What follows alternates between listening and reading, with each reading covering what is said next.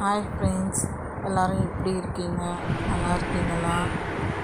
இன்றைக்கி நம்ம வீடியோவில் பார்க்க போகிறது என்னென்னா, குலோப் ஜாமுன் செய்வது எப்படின்னா பார்க்க போகிறோம். அதுக்கு ஃபஸ்ட்டு தேவையான இன்க்ரீடியன்ட் நான் ஒரு packet MTR gulab jamun packet எடுத்திருக்கேன். ஒரு டம்ளர் காய்ச்சி ஆற வச்ச பாலும், நெக்ஸ்ட்டு 3 டம்ளர் சர்க்கரை எடுத்து வச்சுருக்கேன். கொஞ்சம் ஏலக்காய் எடுத்து வச்சுருக்கேன்.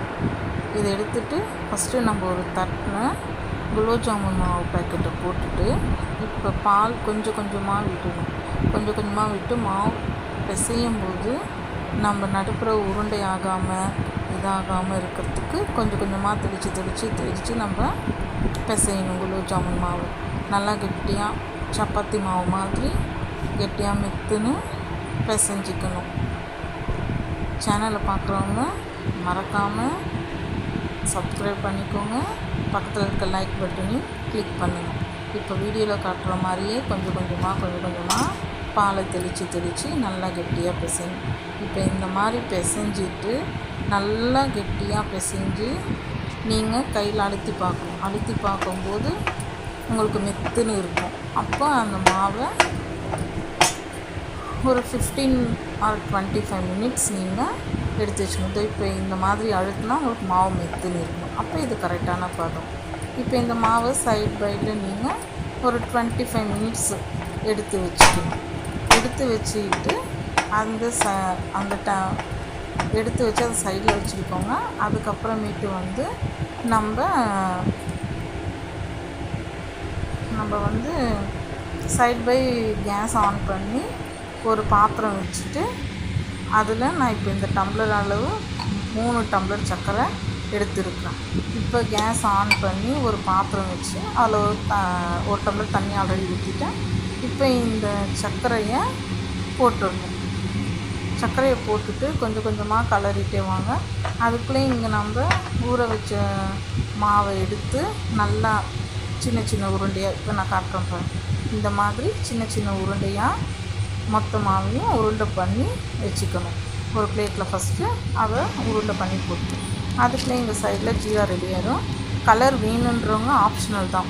நான் கேசரி கலர் போட்டிருக்கேன். உங்களுக்கு இன்கேஸ் வேணும்னா போட்டுக்கலாம், இல்லைன்னா வேண்டாம்னா வச்சுக்கிங்களா.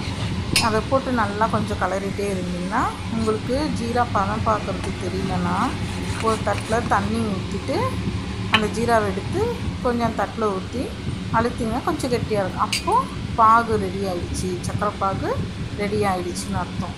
இல்லை நார்மலாகவே நீங்கள் இந்த மாதிரி அழுத்தி பாருங்கள், உங்களுக்கு தெரியும். அப்படி இல்லையா நார்மலாகவே நீங்கள் இந்த மாதிரி கையில் இப்படி எடுத்து பார்த்திங்கன்னா கம்பி மாதிரி வரும். ஸோ இதுதான் இப்போ சக்கரை பாகு கரெக்டாக இருக்குது.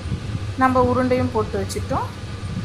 அந்த உருண்டையை இப்போ பேனில் ஆயில் ஊற்றி ரெடியாக எண்ணெய் காஞ்சோடனே மிதமான சூட்டில் சிம்மில் வச்சு ஒன்றொன்னா போட்டு ஆயிலில் ஃப்ரை பண்ணி எடுக்கணும். நம்ம இப்போ நான் காட்டியிருக்கேன் பாருங்கள். இந்த மாதிரி எடுத்தோடனே நிறைய இது போடணும்னா எப்போவுமே அடுப்பு ஸ்லிம்மில் தான் வச்சு குலோப் ஜாமுன் வறுக்கணும்னா, ரொம்ப எண்ணெய் காசிட்டு நீங்கள் போட்டிங்கன்னா அந்த குலோப் ஜாமுன் கருப்பாயிடும். ப்ளஸ் உள்ளே வேகாது. மேலே பார்க்கறதுக்கு வெந்தா மாதிரி இருக்கும் உங்களுக்கு, ஆனால் உள்ளே வேகாது. ஸோ அதனால் எண்ணெய் காஞ்சிட்டு கொஞ்சம் நம்ம சிம்மில் வச்சு இந்த மாதிரி ரெண்டு போட்டு குலோப் ஜாமுன் போட்டு திருப்பி இது பண்ணி நல்லா கொஞ்சம் வெந்து தான் பார்த்துட்டு அதுக்கப்புறம் குலோப் ஜாமுனை எடுத்துக்கணும்.